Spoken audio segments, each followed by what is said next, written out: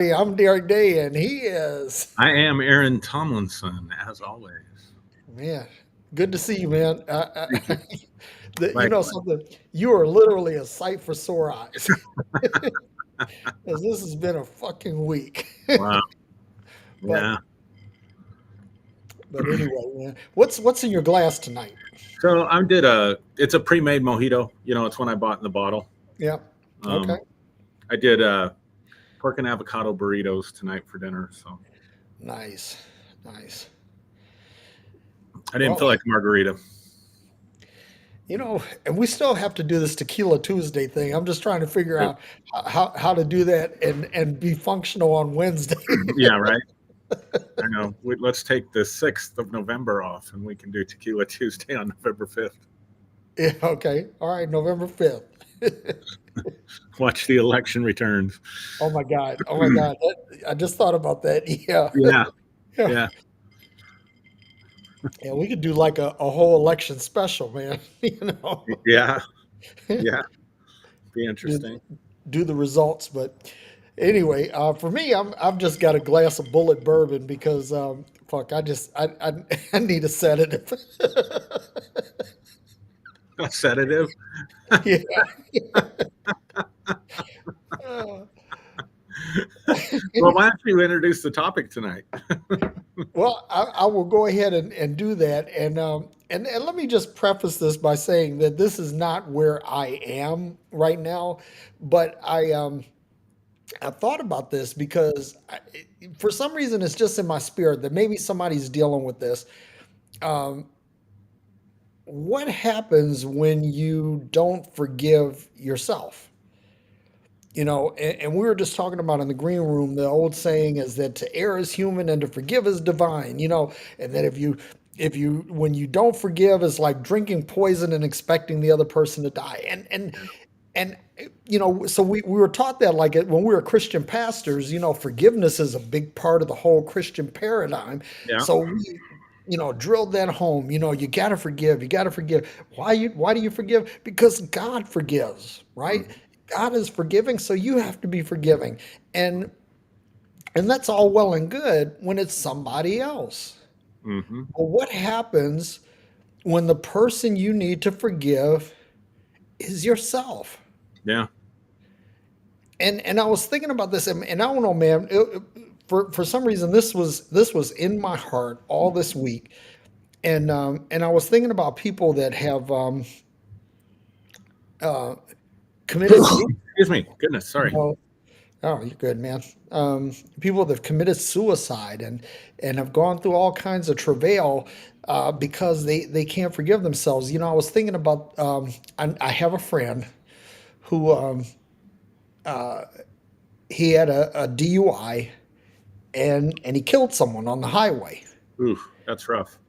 And and it's like that incident totally reshaped his life. I mean, because this was a smart guy, a good guy. He's a family man, and just he had everything going for him. But this one thing, this one incident, and he's never forgiven himself. Yeah. Never forgiven himself for this, and and um, and although he didn't commit suicide, I mean, the things that he's done, post that have just been, have been horrible. And it's one thing that when you're not forgiving of someone else, I get that because at a certain level you're saying, hey, I want to punish them. I want to make them suffer like I suffered. But what about when it's you? Mm. And so that's what I wanted to talk about tonight. What about forgiving yourself and why this is so absolutely critical? I mean, listen, if I'm going to say something really bold here tonight, that if you never listen to anything else that we've said in the 4 years that we've been doing this is the one you ought to listen to. This is the one you ought to watch. And this is the one that you ought to tell somebody about because there are people who are dealing with this. And here's I'm going to say this one last thing, and I'm going to kick it over to you. Is that sometimes you have a legitimate grievance with yourself, you may have done something that was really horrible. And like I said, when you go out and you drunk drive and you kill someone, that's probably about as bad as it gets. You might be dealing with that, um, but you have to understand that at some point you have to forgive yourself and move on. Because again, if you use that analogy of having unforgiveness is like drinking poison and expecting the other person to die, it's like you're basically drinking the poison and you're expecting your own demise. Mhm. It's like death by a thousand cuts, you know? And I know I'm gonna sound kind of preachy here, but I know I feel it in my spirit, Aaron, that somebody out here is dealing Yeah. with this. Yeah. And I just want to tell you that you can forgive yourself. And the thing about it is that if you can't forgive yourself, forgiving anyone else is impossible. It's impossible. Because the reality is that you might say you forgive them, but you don't. You don't, because you're lording something over yourself. And when you're able to lord something over yourself, it's easy. It is painfully easy to do that to someone else. Mhm. So that's my story, and I'm sticking to it. Yeah. Um, just forgiveness in general is an interesting topic to me, um, because it played such an important role, crucial role, key role in the Christian faith, right? Our sins being forgiven by God, us forgiving other people. If you don't forgive, your Father in heaven won't forgive you, Jesus says in one place.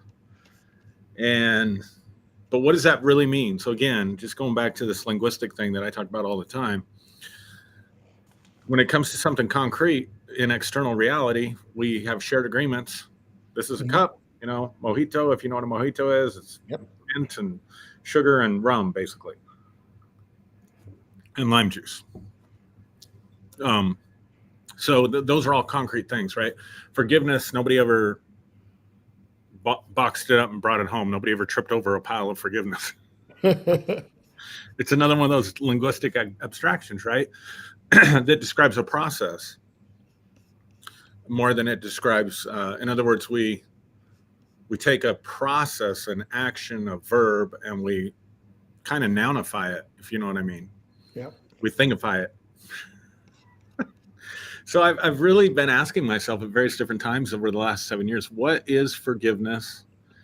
I think in the Western culture, we have, because of Christianity, we have kind of internalized forgiveness as this virtue across the board, right? And so it's almost unquestionable that, it's important to forgive. And so as I'm thinking through this whole idea of forgiveness and processing this, is it a virtue to always forgive? Mm. Maybe it's not. And yet, there is such a thing as bitterness, right? So I'm just speaking forgiveness in general, but if I'm holding a grudge against someone, if I have angry feelings, bitter feelings towards someone, it's really not affecting their life at all. This is where the metaphor comes. It's like drinking poison and expecting the other person to die, because Yep. they may or may not be thinking about you. They may or may not remember what they did.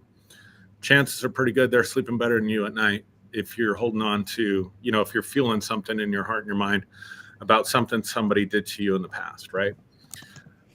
So I do think in that sense that I'm sorry, that unforgiveness can turn into bitterness, that it can be in our best interest to forgive. But I think here's the issue. All forgiveness is towards ourself, in this sense that, again, somebody could do something to you, really hurts you, and there's nothing you can do about it. You know what I'm saying? Like, let's Yep. say you don't go the revenge route. You don't go the payback route. You know what I mean? But Yep. you're just sitting there brooding over it, stewing on it, spending too much time during your days thinking about it. You're not affecting that other person. So if forgiveness is an internal process where I let go of that stuff, the anger, the grief, the rage, the disappointment, whatever I'm feeling, frustration, resentment, I'm doing it with myself. Does that make sense? Like my Yep. forgiveness has no bearing whatsoever, no effect or impact on anything outside of myself to begin with. So all forgiveness, I think, if I understand it right, is an internal process. But what does that mean? And I'd love to get your thoughts on that because it doesn't necessarily mean what they did was okay. It doesn't mean letting them off the hook, so to speak, or maybe it does. But if we're going to understand forgiving ourselves, then we have to look at how we hold resentment or anger or bitterness or regret Hmm. against ourselves for the mistake that we made. So it's almost like my present me, well, the me that committed the action, the harmful behavior, use the example of drinking and driving and killing someone while you're drinking and driving. I handed off to my future self at that moment, right? The moment I got behind the wheel, I handed off to my future self a lot of problems. Hmm. And so then future self arrives and looks back at past self and says, I hate you. Look what you did to us. Mm. And it's so, in a sense, it's wanting to go back and change the past. It's not wanting to accept what happened and move on from there. So it's wanting to go back and make a change. That's how I'm thinking about it. But I think I'd love to hear your thoughts on what exactly is forgiveness. We talk about it all the time, but what does it mean? What's it like? What goes on inside a person when they forgive or don't forgive? Yep. And that's really good too because basically forgiveness means relieving someone of a debt. Mm-hmm. That's what it is. Is that in the Lord's prayer, forgive us our debts as we forgive our debtors, or forgive us our Mm-hmm. trespasses, we forgive those who trespass against us. In other words, we're forgiving a debt, right? Mm-hmm. And basically, I want to juxtapose that with another term called forbearance. Mm-hmm. And forbearance is basically like if you have a payment that's due and you can't make the payment, you call the bank and you say, "Hey, listen, can I kick this to the end of the debt?" Right? So then the debt is forborne, right? Mm-hmm. In other words, it's been passed on. The interest still accrues on the debt, but the debt itself, you don't have to pay it right now, but the debt is still will still come due. Right. And so most of us, I think really forgiveness in terms of forbearance because we're saying, okay, uh, I'm not looking for the big payback right now, but I'm going to use this as a lever to hold over you at a future time. Mm-hmm. Whereas forgiveness, like we always hear this, and you even hear this in Christian circles now. They say, well, we say forgive but never forget, right? But then we say, well, we forgive and forget because God has forgiven our sins as far away as the east is from the west, right? So we say we forgive and we forget, but one of the things that I think of is that if a snake bites you, Mm. you're not going to invite the snake into your house again. Yeah. Or if you ever did, you're not I mean, that's just not something you're going to do because the snake bit you and you know what the snake is going to do. Snakes bite. That's what they do, right? So when you forgive, you might say, okay, I'm going to forgive in the sense that I'm never going to, I'm not just going to go around arbitrarily killing snakes. but I'm not going to deal with any snakes anymore. And this is a thing that this works with other people. It works with other people really well because you can say, okay, I'm going to forgive this person because they did me wrong, but I'm not going to deal with them anymore. Hmm. Fuck them. I'm moving on. Right. But you can't do that. You don't have the luxury of doing that with yourself It's a good point. because you have to live with you. It's a good point. So it's one thing to say, okay, the snake bit me. I'm never going to deal with a snake again. Somebody abused me. I'm never going to deal with that person again. This group did some harm to me, so I'm not going to deal with them anymore. Hmm. But you don't have that luxury of dealing with yourself in that way because you and yourself are inextricably linked. Yeah. you know, you can't separate yourself from yourself. You can't compartmentalize yourself because you compartmentalize others. I know I do that. I do that all the time. But I can't compartmentalize myself. Where am I going to put me? It's a good point. Where am I going to put me that I'm not with me, that I don't have to deal with me? And so It's a really good point.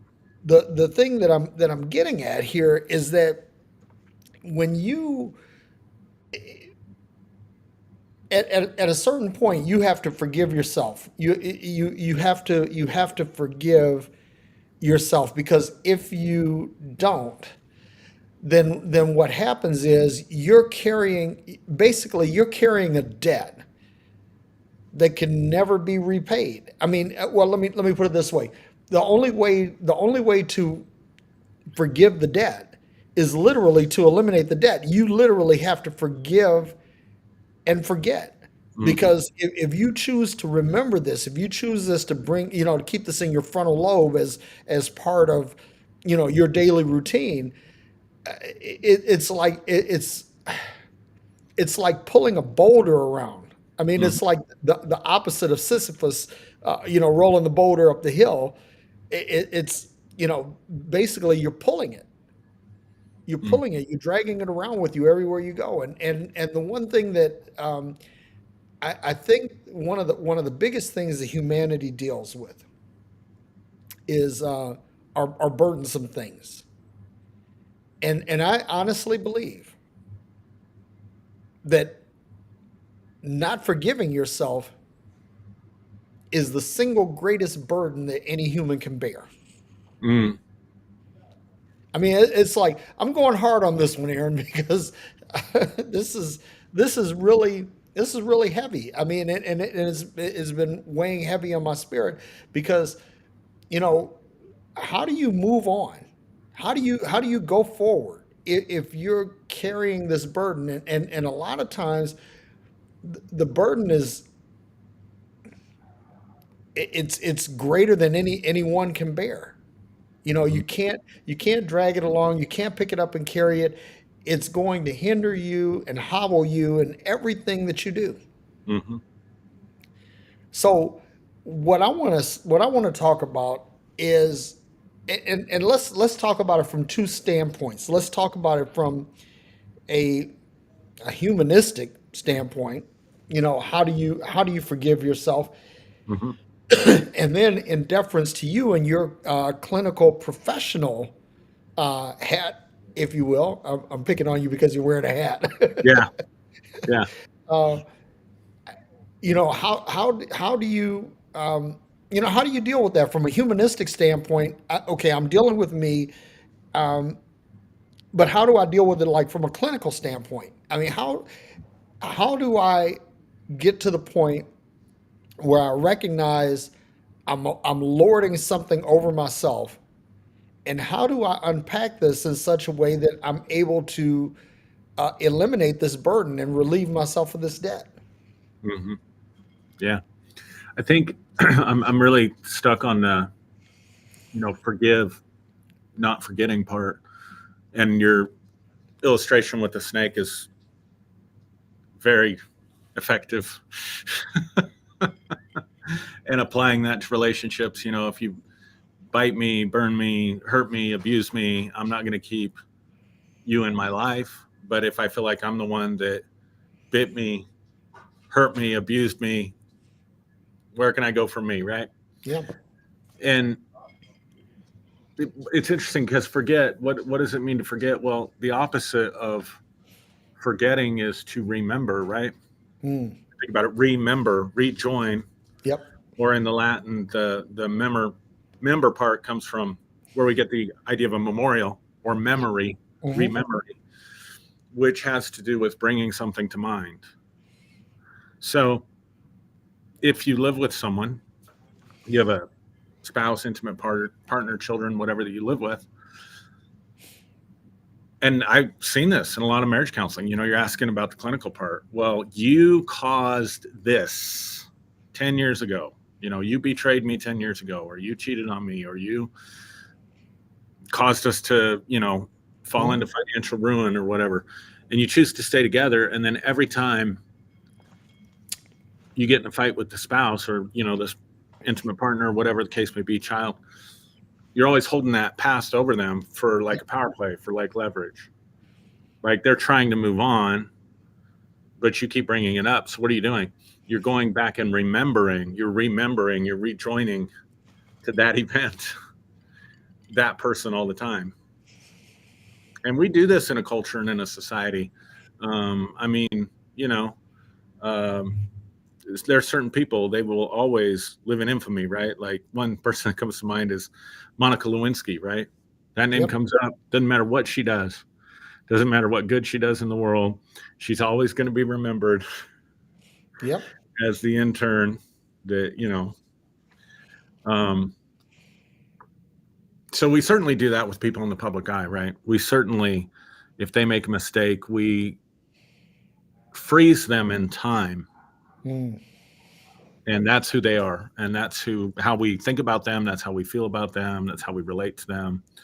And very few people are ever able, if it's on that national, international level, very few people will ever, can you imagine going and applying for a job as Monica Lewinsky? Can you imagine the pressure and the stress even after it happened? Here you are interning at the White House and what have you, and now you got to go get a future job, Yeah. and you got to turn in that application, Yeah. and you got to wonder what they're thinking at the job interview, and how many of the coworkers, you know, slide up next to you eventually are like, okay, just tell me what really happened there. Yeah. Like you're constantly living with that. You know what I mean? Yep. And so when we're talking about forgiving, especially for ourselves, there has to be an element of forgetting, not in the sense that you wipe it completely from your learnings, like your illustration of the snake, right? Yep.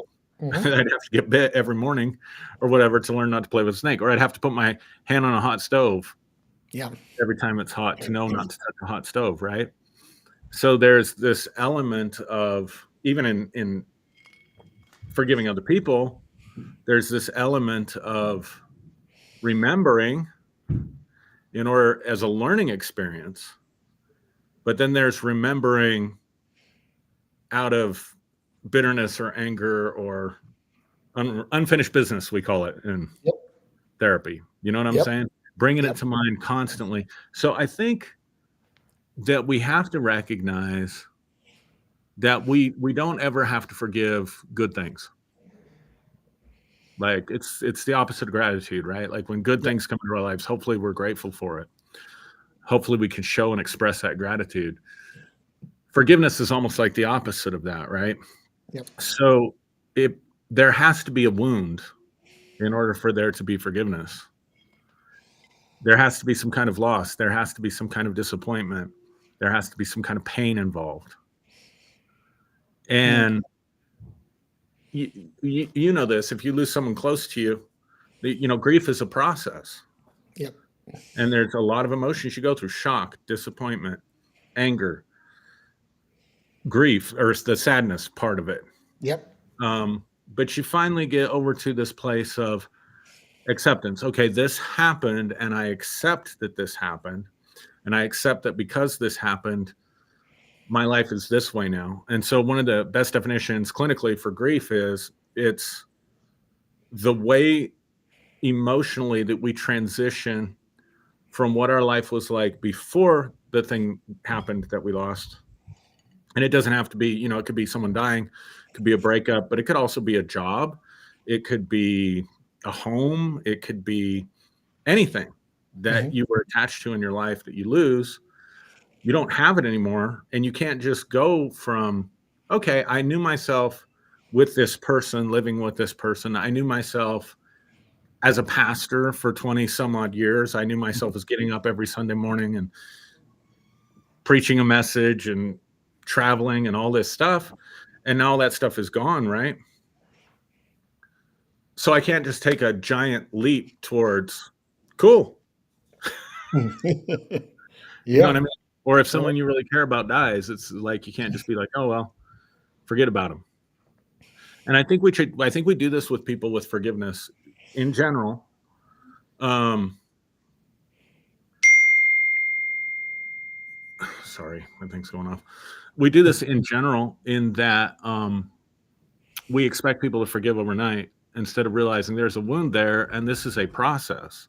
And so when we're talking about forgiving ourselves, we may need to feel the anger. We may need to feel the wound. We may need to feel the sense of injustice towards ourselves. We may need to feel the disappointment. You know what I'm saying? Yep. In order to process through those feelings to ultimately get to the point of acceptance. Okay, I am where I am because of mistakes that I made. Yep. And all I can do now is go forward. And I've reduced to a level of insignificance emotionally what that event means to me in my life. Does that make sense? Yep. So that's how I would respond to that. And so let me share, something that many of you know. I was married before, and my wife died, and so there were things. Now here's the thing: I try to live my life in such a way that I don't have regret. I try to deal with things emotionally so that I can move forward. But there were things, whenever someone close to you dies, you always have the woulda, shoulda, coulda. Hmm. You know, I wish I had said this. I wish I had done this, and all of that. And what I had to do is I had to go back and relive a lot of incidents, a lot of situations, and I had to ask myself some serious questions, some really hard questions. Did I do the best that I could in this situation? Did I play the hand that was dealt me to the best of my ability, or did I collapse? Did I fold under pressure? And so when I looked at my life in review in light of that situation, I came to the conclusion that I did the best that I could do. Hmm.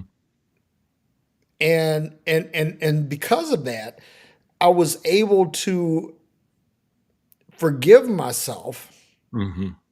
because I was in a position where I was holding something over my own head. Like I should have done this. I should have done that. I should have said this. I should have said that. We Right. should have gone. We should. Woulda, Right. shoulda, coulda. And and I realized that that in on balance that I had done the best that I could with the situation that I had. Now, here's the challenge is that some people may not see that. They might say, well, no, I really didn't. I really didn't. And here's the thing: if you can come to the conclusion that you didn't, and you didn't, that's okay. Hmm. It's okay because sometimes we give it our best. Sometimes we give our most Herculean effort, and sometimes we don't. Yep. Sometimes we just whatever it takes to get by. And if that's the case, what you have to say is so this is something I heard, and I think that John Maxwell is the one that said this, but that if you only have 40% on any given day and you give 40%, you've given 100% of yourself on that day. Yeah. And so you have to say, okay, did I give my absolute best or did I give my best at the moment? Hmm. And this is where the forgiveness comes in because if you say I didn't give my absolute best and you don't realize that you couldn't give your absolute best, then now you're that delta between your absolute best and what you could have done on that day, that's the area of forgiveness. That's the area that you're going to lord over yourself. Hmm. Because you didn't fill that gap. You didn't fill that delta. So the challenge then is to identify that gap. Everybody should know, everybody should have an idea of what their modal potential is. And what I mean by that is like given an average set of circumstances that I know that this is pretty much my best, Hmm. right? Now we all have that zone where our potential or our ability exceeds our potential, Hmm. right? That where I know, well, not I know. Let me rephrase that. Where I discover that there's something else that I could have done. Because see, sometimes you don't know what you can absolutely do. It's the old adage about the the car on a jack falls on the husband of a wife, and she sees that and she runs out to the car and lifts the car up. Hmm. Now, that's one of those things that it doesn't normally happen. This is not Right. in your normal wheelhouse. This isn't in your operating parameters. Right. But you're able to exceed your potential momentarily. And this is what I'm saying to everybody is that don't get hung up on what you think your maximum potential is. What is your modal potential? In other words, what on any given day, any average situation, what is your best? And all of us, we should all take inventory of ourselves and know what that is. Hmm. That in a given work day, if something is asked of me that's well within the parameters of what I do, this is how I react. This is what I can perform. But then you have those moments where you have something where fuck I can't imagine being able to do this, but you do it. Hmm. Well, that's not your modal potential, and you shouldn't judge yourself based on when you can do the Herculean or the miraculous. Hmm. Hmm. So instead, look at your modal operational potential, and you say, okay, did I do the best that I could do within that? Hmm. And I think that the average person is going to find that yes, they in any given situation that yes, they pretty much met that. But then you'll think back on really Herculean, really miraculous, really Hmm. extraordinary feats that you've done in the past, and Hmm. then you begin to judge yourself against those, and that's where it gets where you get to the point where it's easy to harbor unforgiveness against yourself Yeah. because you say, well, I know I could have done this. Well, no, you did that Herculean or miraculous thing in a very narrowly focused situation, Yeah. not in something broad, not something normal, not something that's average. This in this particular spot, you did something miraculous. Now, if you can't judge yourself based on that because and again, we're talking about unforgiveness, and if you judge yourself based on the big thing that you've done, the Herculean thing that you've done, that thing that just that man, you'll really beat yourself up, and that's the whole thing. What I'm trying to help our listeners, our viewers tonight is don't beat yourself up. it, you know, shit happens, and sometimes bad shit happens, and guess what? Sometimes it's your fault. Sometimes it absolutely is your sword to fall on. But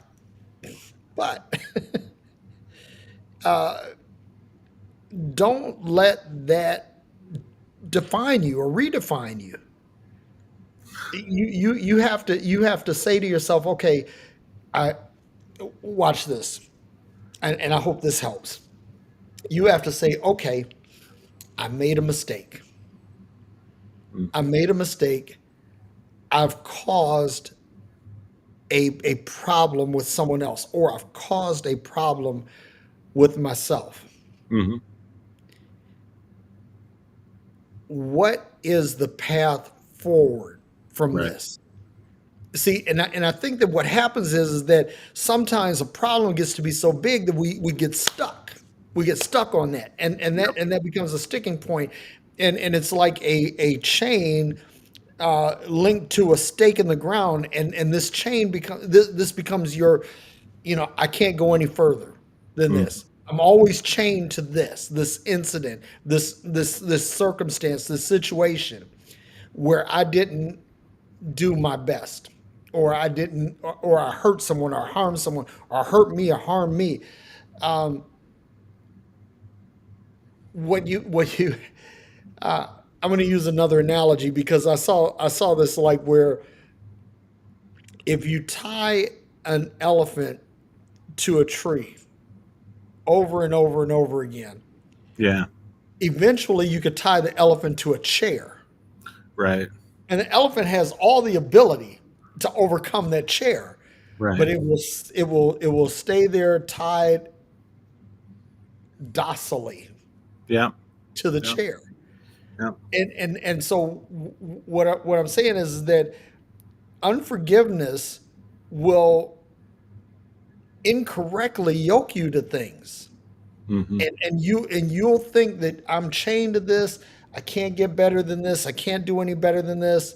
Um, Man, I've seen people that have gone through divorces, and they say, well, I can't do any better than this. And what happens is they cheat themselves out of future relationships because they have so yoked themselves to what happened in their previous marriage, and they can't get free. Mhm. I mean, I've seen this, like, man, where people lose a child, and somehow they will not forgive themselves when it had nothing to do with them. Right. It's like if your child is dying of cancer, or some other debilitating illness, it's not your fault. Right. And you might say, well, I can't forgive myself because I didn't get my child treatment soon enough, or I didn't get my child to the doctor soon enough, or I didn't get I wasn't giving my child the proper nutrition, whatever the case is. And you hang yourself, you hang the sword over your head, and you just can't do that. You have to go back and look at your situation, look at your circumstances, and say, okay,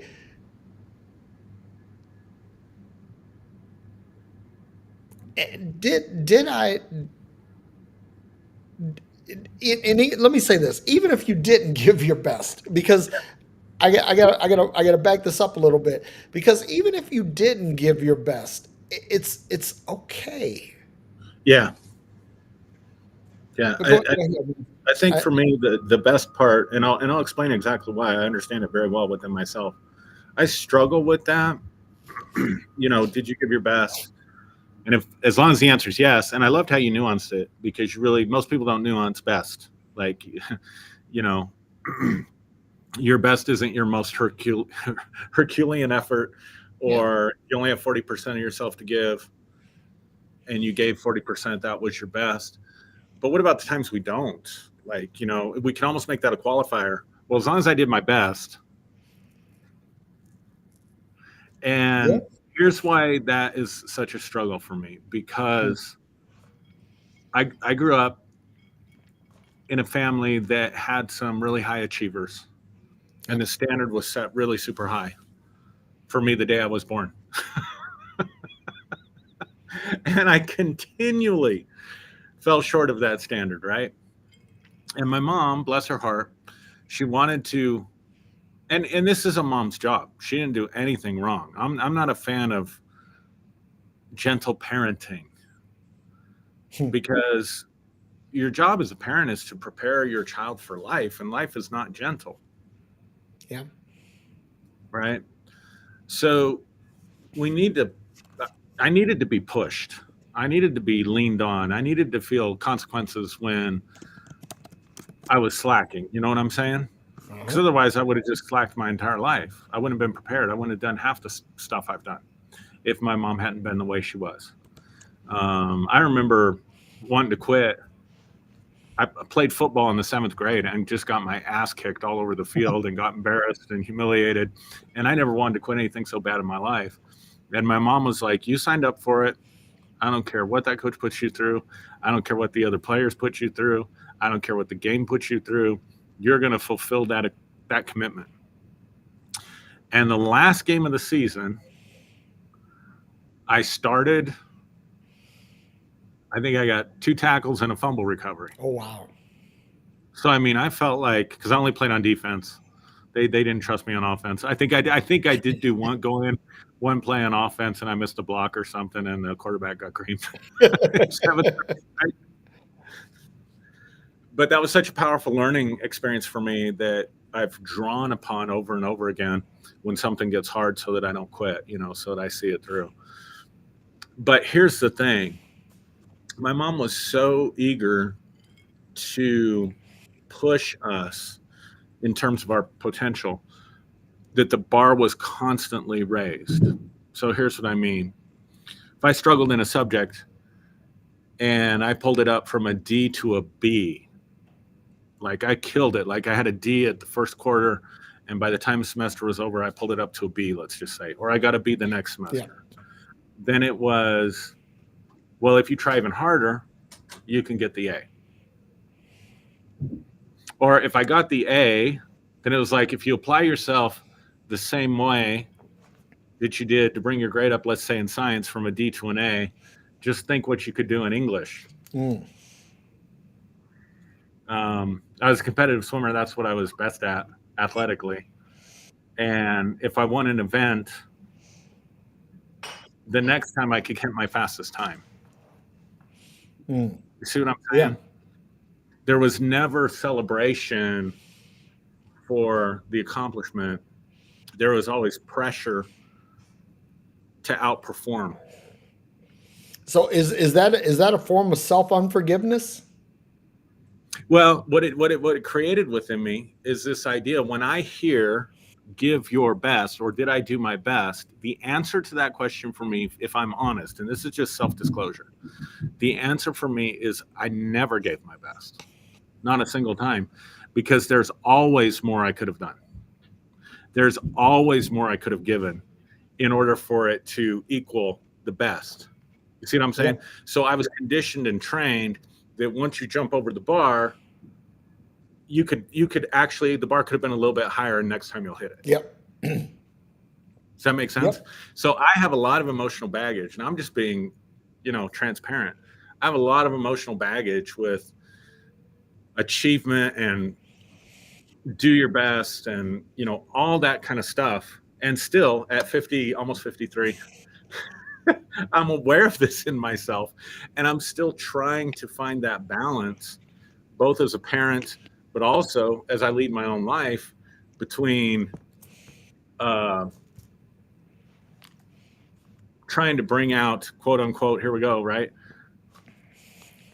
I'm not even going to say it, the best. I was going to say the best, Yeah. but trying to help my children reach their potential so they can be set up to have the best possible life, and also not putting that perfectionism pressure. So what it did was it turned me into a perfectionist, Mm. and nothing's ever perfect. So you combine that with growing up with an alcoholic father for half my childhood life. So something that people don't understand: when you grow up with an alcoholic, there's no structure. Mm. because the response to your action is completely predetermined by how the alcohol affects that parent in that moment. So, for example, if I'm happy drunk and you spill the milk at dinner, Mm. I'm going to laugh Yep. and I'm going to play with you and I'm going to tell you it's Mm. okay Mm. and I'm going to hug you Yep. Yep. and I'm an anger drunk. I come home the next night and I'm an anger drunk and you don't even knock over the whole glass. You just spill a little bit outside when you're pouring it. And all of a sudden the glass goes flying across the room because now we're anger drunk. Right.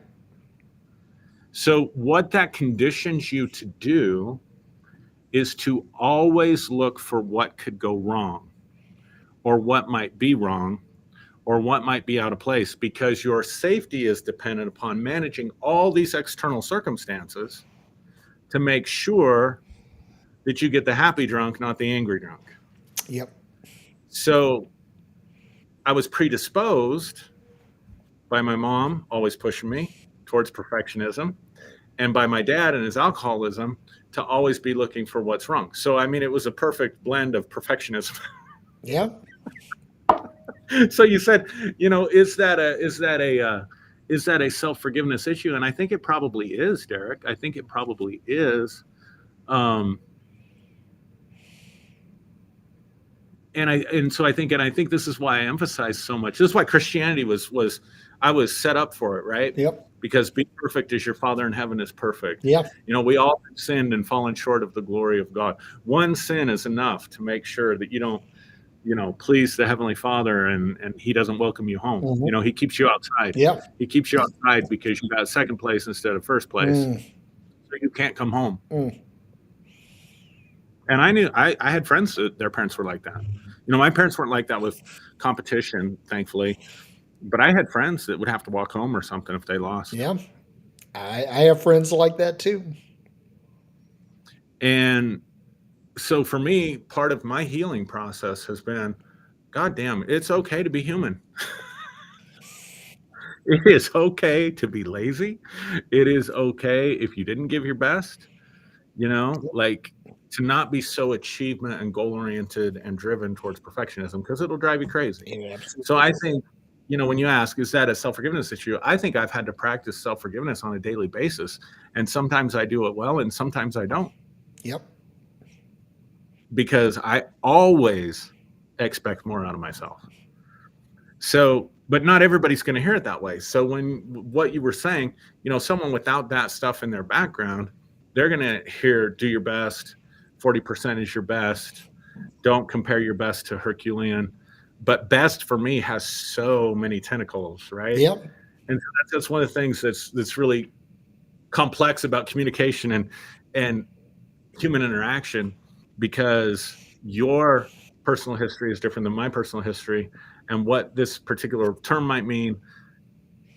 What may feel like relief to someone else may feel like pressure to someone else. You see what I'm saying? Yep. And it's all based on the personal history that we bring to the table. And that's why self-awareness is so important It is. because I'm aware of this about myself.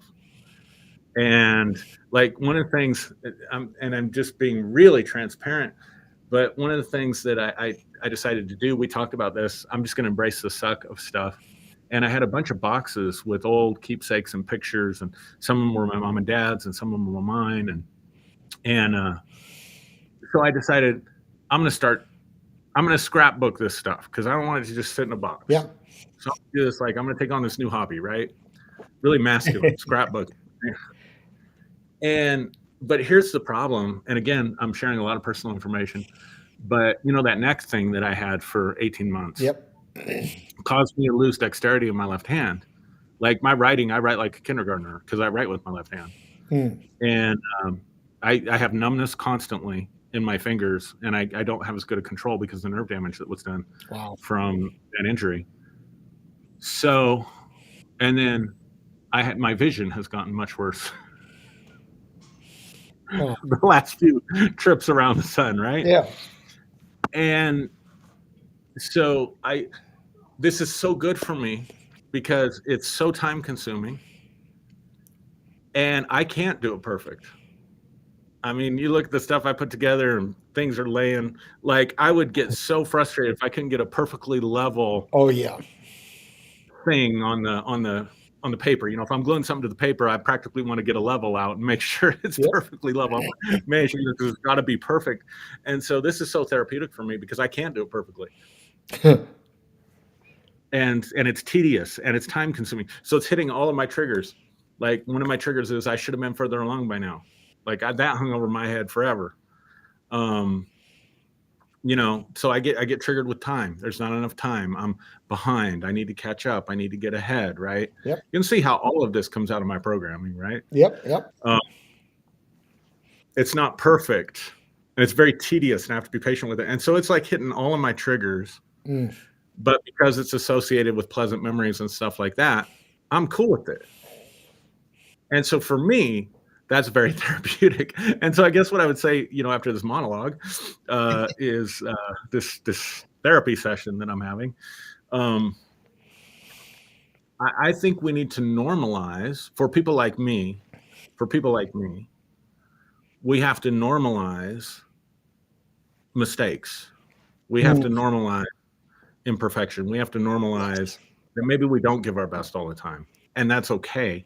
That's perfectly normal. It's actually healthy. It's not healthy, because the way I approach things, I would have the pedal to the metal before I had the car out of the parking garage Mm. or even in reverse. You know what I'm saying? Yeah.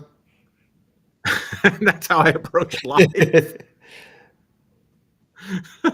So, yeah, I mean, I didn't expect this conversation to go so many different directions, but there are so many things that we can end up having to forgive ourselves for. Yep. But again, it's the standard bearer, right? Be perfect as your Father in heaven is perfect, which means any little slip up in word, thought, or deed is enough for you to burn in hell. Yeah.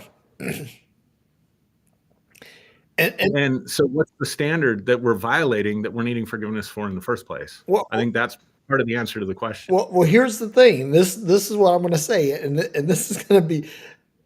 It's going to sound kind of trite, but this is the deal. Your standard is your standard. Yep. Your standard is not my standard. Your standard is not Aaron's standard. Your standard is your standard. And and, Yep. and, and this was always like my challenge. I had a very interesting childhood in that my dad and my mom were both sort of the black sheep of their family. Mm. And so I used to, and I was a very observant child. Hmm. So I used to hear adults say, you know, Derek, Brian, and Michelle, they're not going to turn out to be much because Dickie and Shirley weren't too much. And Uh, so I began to formulate my life based on these judgments. And so watch this, right? I had problems forgiving my parents for mm, their shortcomings. And so I'd press myself to exceed their shortcomings. But when, when I look at this, it's like my mom was she retired as being a senior arbitrator for the Better Business Bureau. mm. My dad was the CEO of the Transit Authority for Minneapolis and St. Paul. Wow. That's so everything that my family said about my parents was bullshit because Yeah. my parents turned out to be high achievers, you Yeah. know, Yeah. and so consequently myself, my brother Brian, and my sister Michelle. Now I'm only talking about Shirley's kids. I'm not talking about Dickie's kids because that's a whole nother story. But as far as Shirley's kids go, all of us are college educated, successful professionals. Hmm. But we've all had to overcome. constraints that were placed on us by family, imposter syndrome, and our Yeah. own, Yeah.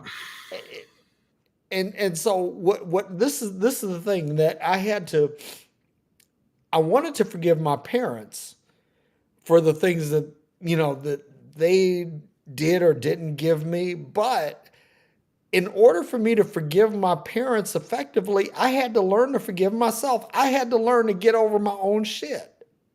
Mm. Mm-hmm.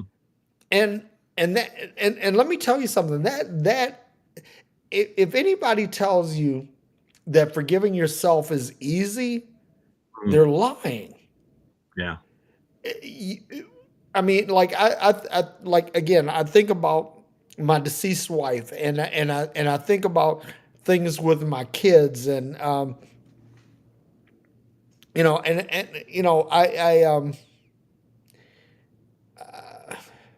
share something personal. After my wife had passed, I was dating a girl, and we she got pregnant, and um, we had a stillborn little girl. Mm. You know, and I don't know if I've even told you this story or not, Mm. You but haven't. I had a lot of grief and a lot of blame over that. And I had to go back and look at the whole situation. I said, did I do everything that I could have done? And I know that I didn't do the Herculean, I didn't do the miraculous, but I did do everything that was within my moral norm to do. Mm-hmm. And so I went back and I looked at it, because that incident basically killed the relationship I had with this girl. Mm-hmm. But I realized that that wasn't my. I didn't create that problem, Mm-hmm. and so I had to forgive myself, so that I can have whole relationships going forward. Because Right. watch this. Here's the challenge, y'all. Is that if you don't forgive yourself, you could wind up cheating yourself out of some really good shit.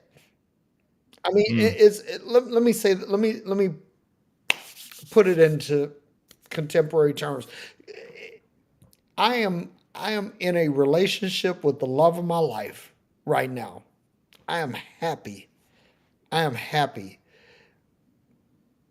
But if I didn't forgive myself, if I didn't sort this shit out on my own, I couldn't have this relationship. This relationship wouldn't be possible, because I would be toxic, Mm. and I would self-sabotage any Mm. happiness or any chance at happiness that I might have. And so I learned, okay, that in the case of my deceased wife, that I there were things that I thought that I didn't do as well as I could have. I had to forgive myself. There were things that with this child that I lost, that I had to forgive myself. There were things, even with my family dynamic now. It's like, I had one son that had seizures up until he was 7 years old. I had another son that's a type 1 diabetic, and so a lot of this I was blaming myself for. But if I didn't get to the point where I was forgiving myself, because see, let me say something to you all, that self-forgiveness is cathartic. It is Mm. fucking healing. And when you get to the point where you can forgive yourself for the things that you know that you've done wrong, and you can forgive yourself for the things that you know that you had nothing to do with, but you're saying, okay, I can get past this. Once you get to this point, you get to the point of some really meaningful healing. And at that Mm. point, you can, well, let me say this. First of all, you can have a whole relationship with yourself. Mm-hmm. With yourself. Let me say that again. With yourself. Because let me say this. If you don't have a good relationship with the person you see in the mirror every day, your every relationship that you have downrange of that is going to be fucked up at some level. Mhm. It will not Mhm. be whole. It will not be correct. It will not be proper. It will not be aligned. You will struggle. Yeah. So I got my relationship right with me. I have learned. Let me say this. I have learned that I'm not perfect. Hmm. Even though like you brought this up, Aaron, be ye perfect as your Father in heaven is perfect. I used to struggle over that one. Yeah, me too. I really had issues with that passage of scripture, and so when I absolve myself of the necessity to be perfect, then I can forgive myself for the mistakes that I made. And then once I forgave myself, now I can take that down range and I can say, okay, I forgive the people who have harmed me, or the people that may have Yeah. offended me, and I can forgive because I'm able to forgive myself. I want to highlight something you said there. When I absolved myself of the necessity to be perfect. Mm, bruh. What you said. Bruh. When I absolved myself of the necessity to be perfect, man, that's powerful, powerful stuff right there. That's powerful stuff. It I don't is. know that I've absolved myself of the necessity of being perfect, if I'm Well, honest. well, well, well, let me say this. You should, because here's the Ten Hail thing, right? Marys and Let me give you a shout out. Let me give you some edification, right? Because, dude, it's like, okay, let me say it this way. Let me say it this way, and this yeah. will bless you. This is Okay. going to actually bless you. Okay. You know what? You may not be perfect, but as my brother, you're perfect to me. Mm, Okay, so that being said, I understand we talk about all kinds of stuff, man. You and I, we talk about everything, literally everything. hmm. And what I can say is that that you are giving, you're loving, um, you're empathetic, and whatever it is that may be in your life, Hmm. dude, it's like you're fucking awesome. So don't hold that shit over yourself. Yeah. I mean, like there's some people watching right now, and the thing, man, um, I look at my life, and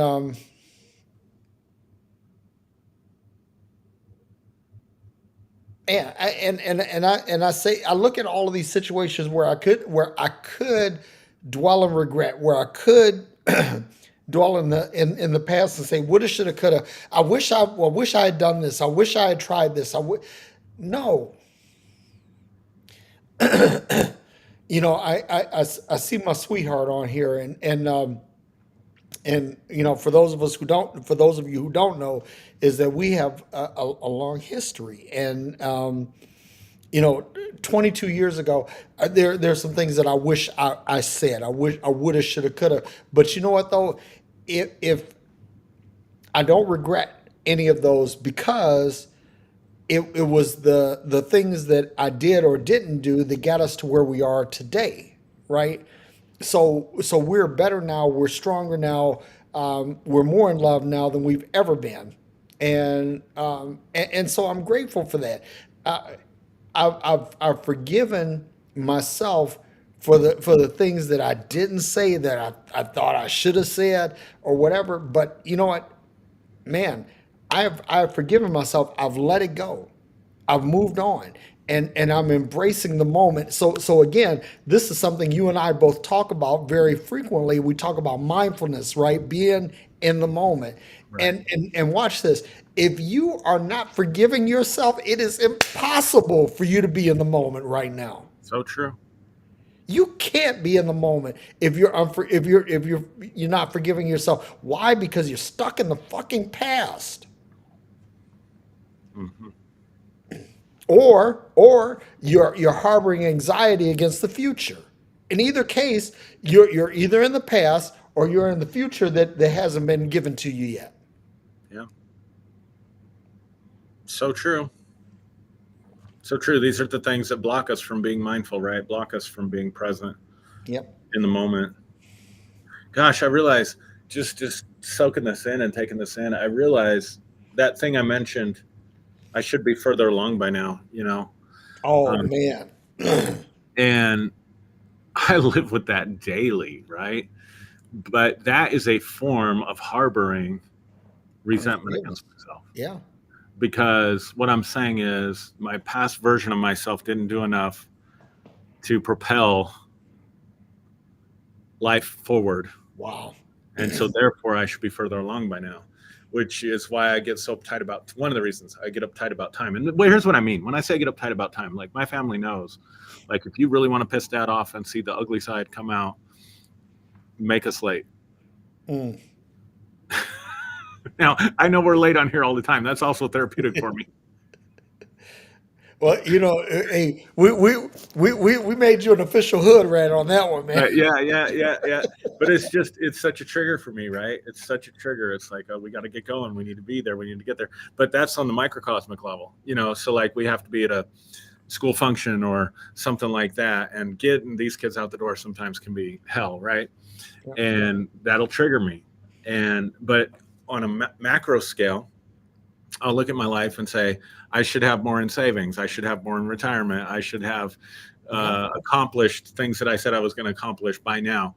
I should have, you see what I'm saying? And so Yep. that's a frame, that's a deeply embedded frame that I bring with me into every experience. So again, you can't just do a reset. Like life isn't a video game, man. You can't No. unplug yourself and plug yourself back in. You can't just go in and Don't delete the blow the cartridge. delete the cookies or your browsing history or whatever. In the older computers, I don't even know what it was, but cache was an important thing, right? Clearing that Yep. out, whatever. um like it doesn't work that way. Like you can't unplug yourself and plug yourself back in. Yeah. And so we have some of these deeply embedded frames, but what you can do, and this is where mindfulness comes in, so I'm still on topic, is you can be mindful of the fact that you're wired a certain way, you're predisposed to sort information in your life according to certain belief frames that have deeply embedded in you that cause you problems. Yep. And you can be aware, okay, that's just my perfectionism coming out. That's my adult child of an alcoholic coming out. That's my codependent part coming out. That's my, whatever. And then you have choice. Then you're brought to choice. Until you're aware of those things about yourself, they are automatically controlling you, and you just think life is happening. But once you realize the way that you program your life, those deeply embedded unconscious frames, and you become aware of them in the moment, now, even though that frame is still there, you've moved to a place of choice. It's no longer the dog leading. You're leading the dog instead of being, those people that their Yep. dog takes them for a walk instead of the other way around. Mhm. Yep.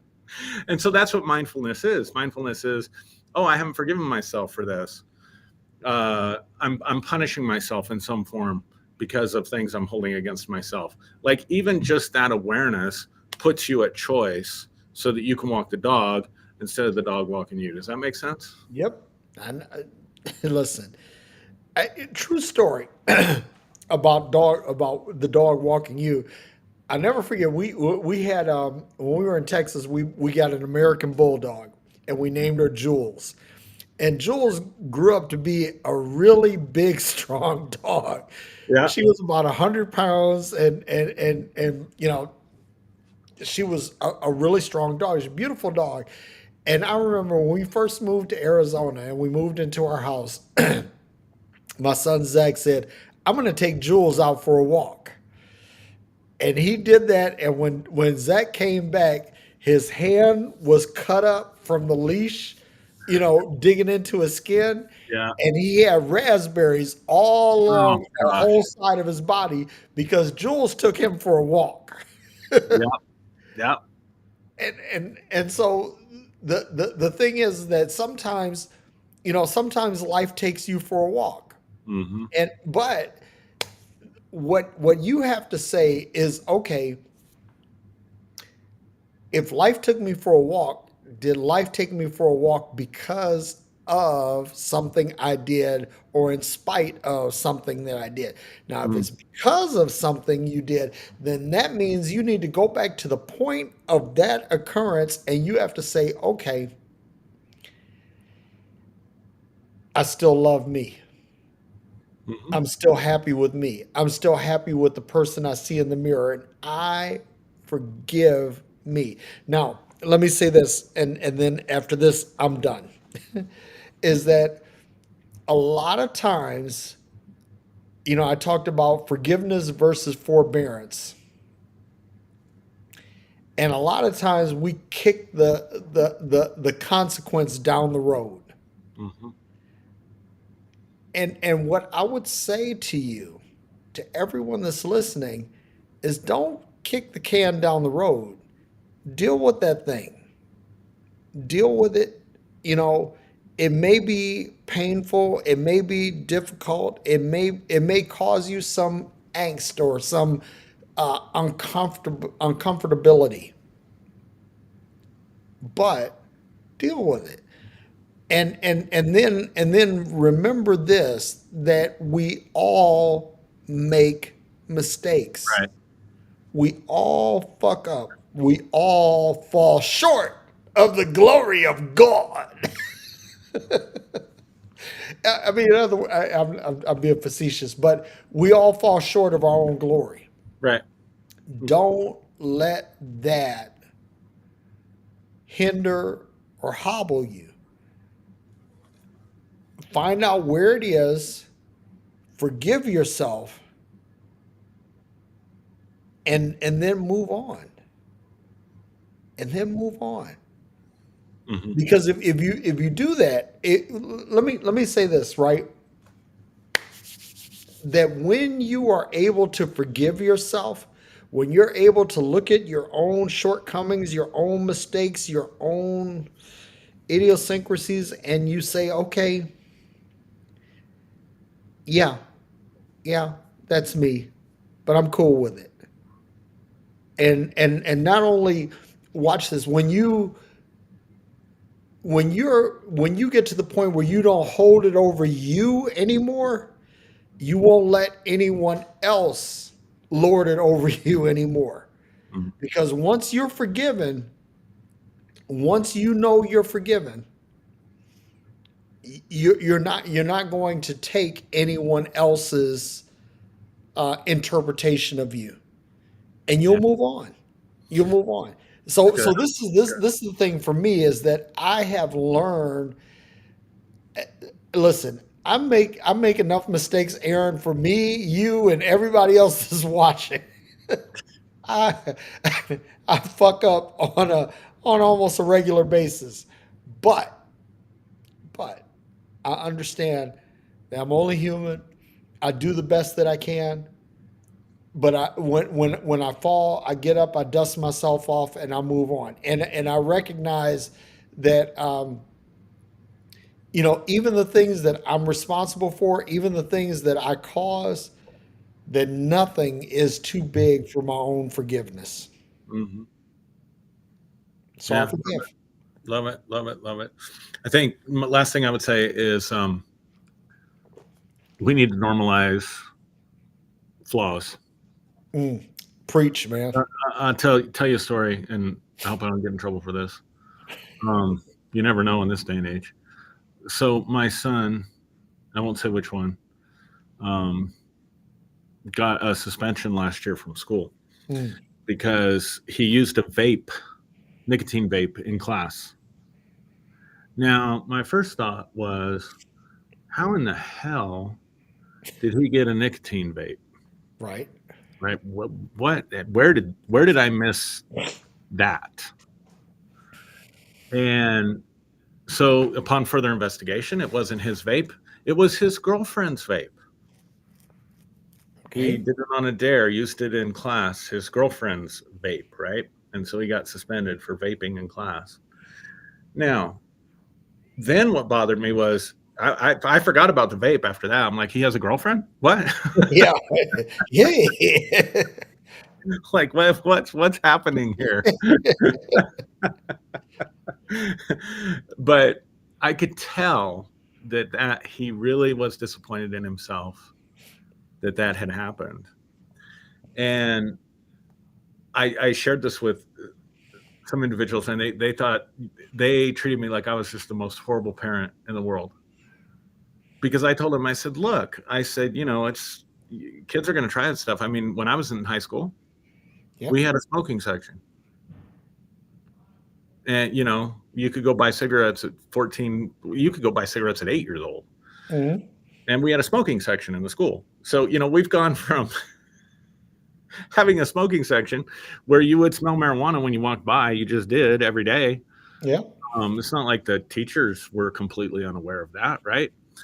So this is how society standards affect us. So we've gone from having a smoking section in the high school to suspension for trying a nicotine vape in school. Hmm. Yeah. And so that's how fluid standards are, right? Yeah. And so, you know, I guess what I'm trying to say is sometimes you're just vaping in school. Sometimes you just Yeah. a girlfriend and you just did your thing impulsively, whatever, for whatever reason, and it Yeah. really isn't that big of a deal No. in the grand scheme of things, especially if you reframe it from a broader perspective, right? From a broader perspective, you know, using tobacco in school, they provided you a place to do it Yep. versus now where we're at. I feel sorry for this generation because they have so many rules. They have so many rules for everything that they have to follow. And then Yep. with social media, if you violate one of those rules, then you're taken to task for it. There's got to be a lot of pressure to live under. It really is. And here's the thing, right? That this is a funny thing. This a lot of times society will not forgive you for what you've forgiven yourself for, Right. and I think that that's sad, because sometimes you do things and you say, okay, I yeah, I fucked up, but I forgive me. But then society, holds this over your head as if you're some kind of pariah or something, and Hmm.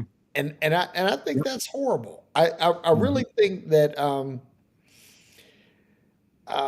well, let me just say this for everybody that's watching, that if you've forgiven yourself for whatever transgression you have committed against yourself or against someone else, Hmm. fuck them. you know, if other people can't forgive you for what Hmm. you've forgiven yourself for, fuck them. Honestly, don't get caught up in the mindset of others. Let them have whatever it is that they have. Um, because the funny thing is that if you let others dictate how you feel, you're their slave. Yeah. You're at their mercy. Don't be at their mercy. You A lot know, of truth to that. yep. A lot of truth to that. So anyway, man, you want to hit the comments Sure. before we bail out? Sure.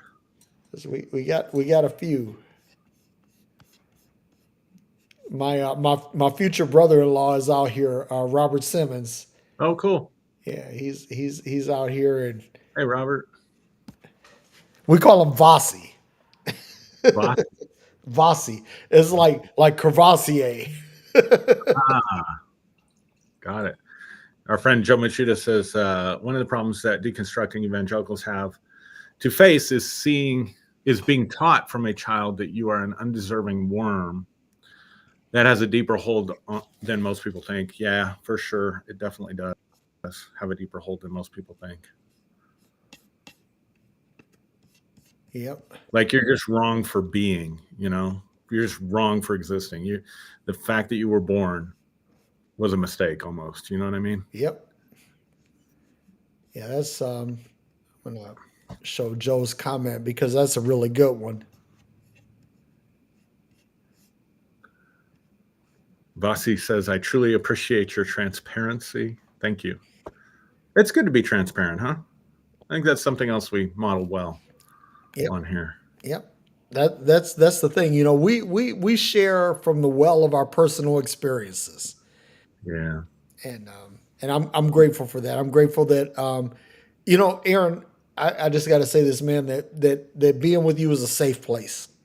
You know, even in a public forum like this, that I can say things, I can share things, and I know that you know it's not going to be judged by you, and even if it's judged by anybody else, I've already forgiven myself, so fuck them.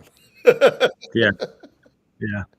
That's when you know you've forgiven yourself, right? When you won't allow someone else's interpretation of you to govern how you feel about yourself. It's a powerful thing. It's a powerful, powerful, powerful thing. Yeah, I was just gonna comment on that. Yeah, So I had to put that out there. I gotta give my baby a shout out. let's see. Shannon Morris says, I know when I did not give it my best, sometimes my best is just not good enough for it to come out right. I can't change the past. I can only learn from it. Yeah. Yes, absolutely. And Absolutely. Shannon, I want to give you a particular shout out because you know you've been on this journey with Aaron and I for the last 4 years, Yeah. and you know I want to say, you know, friend to friend, brother to sister, that I've seen your growth, and I Mm-hmm. appreciate it. I just want to say Mm-hmm. that. Yep.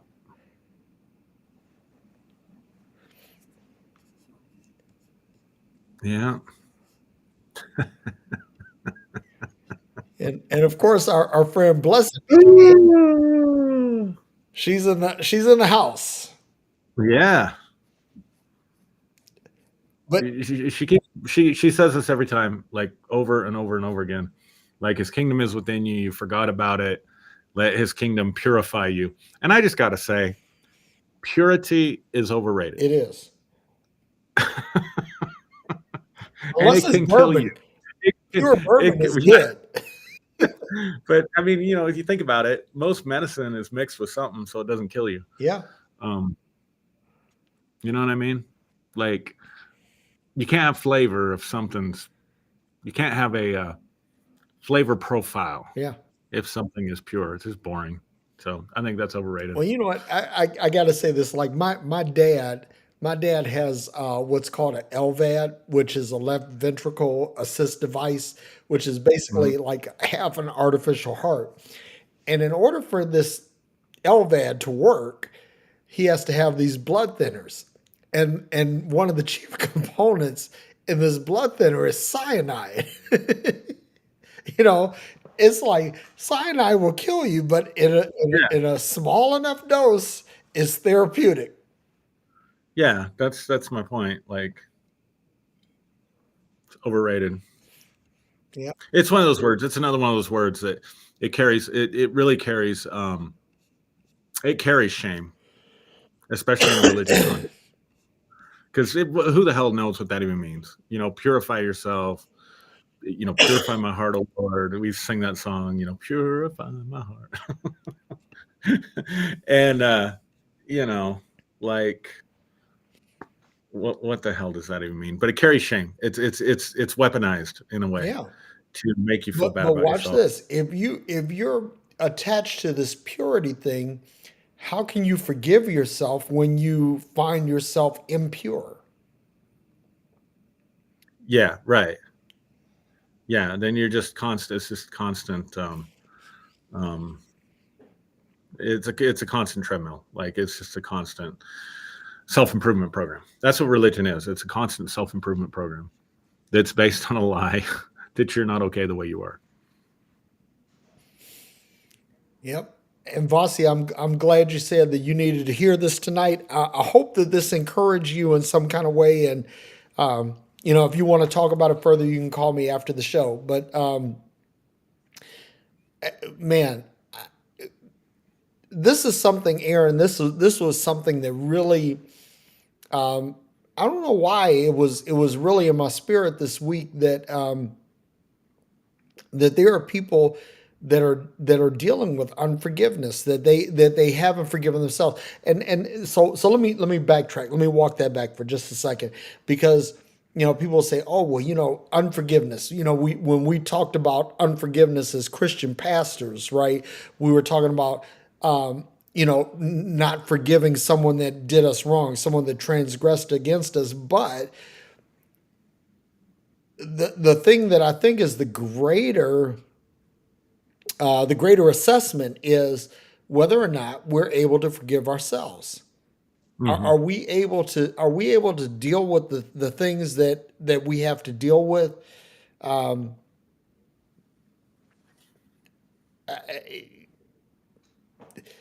it's funny how, like, we get hung up. We literally get hung up on things that we feel cannot be forgiven.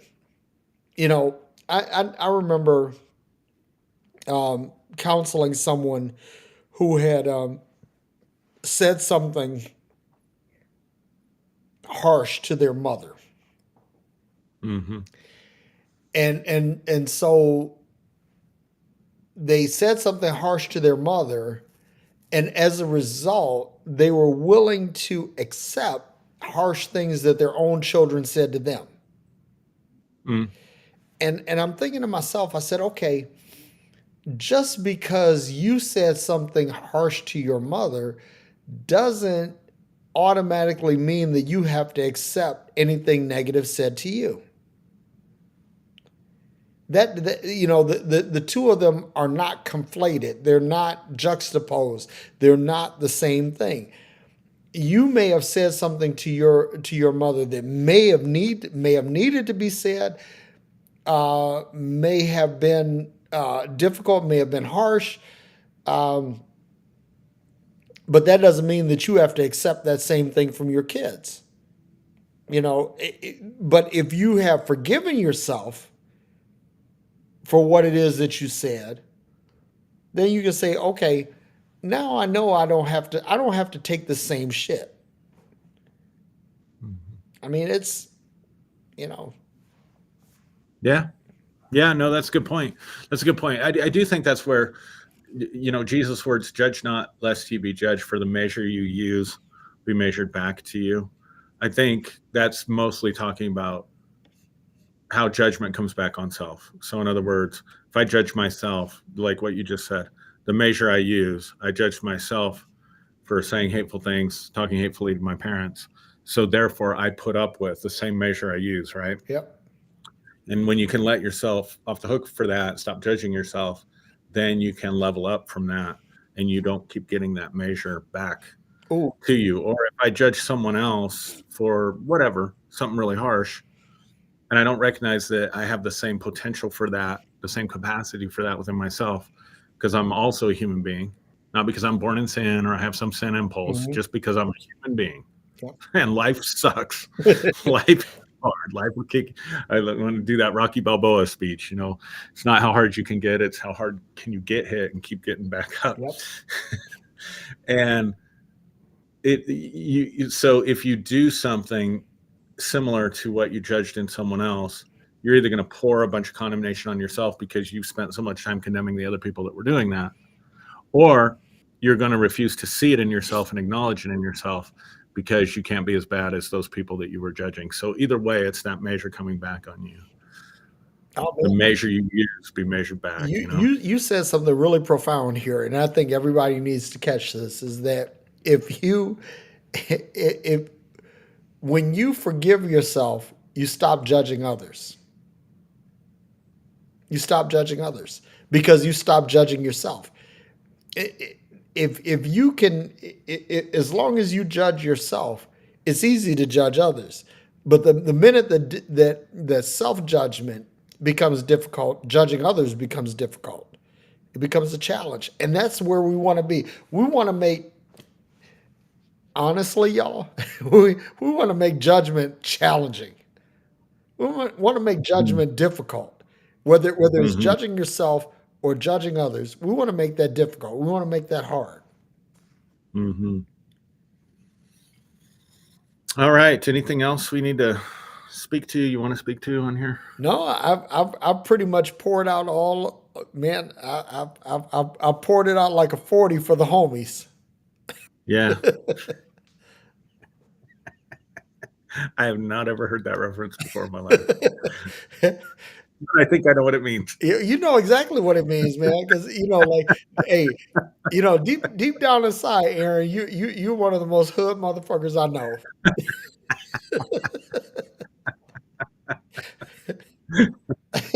Yeah, I suppose there's some people that agree with that too.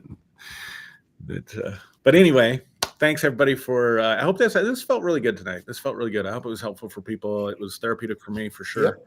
So I appreciate you, Derrick. Appreciate you bringing up these topics and that we can talk about them. And like you said, I'm a safe place for you. You're a safe place for me. I hope we create a safe space on the internet, even for people that disagree with us. Yeah. And, and let me say this: for those of you who disagree with us, you're still in a safe space. Exactly. Because one of the things that we don't judge the people that disagree with us. Now, if somebody comes on and they're being an asshole, we Yeah. absolutely judge that. Yeah. That's the one exception. One exception to the rule.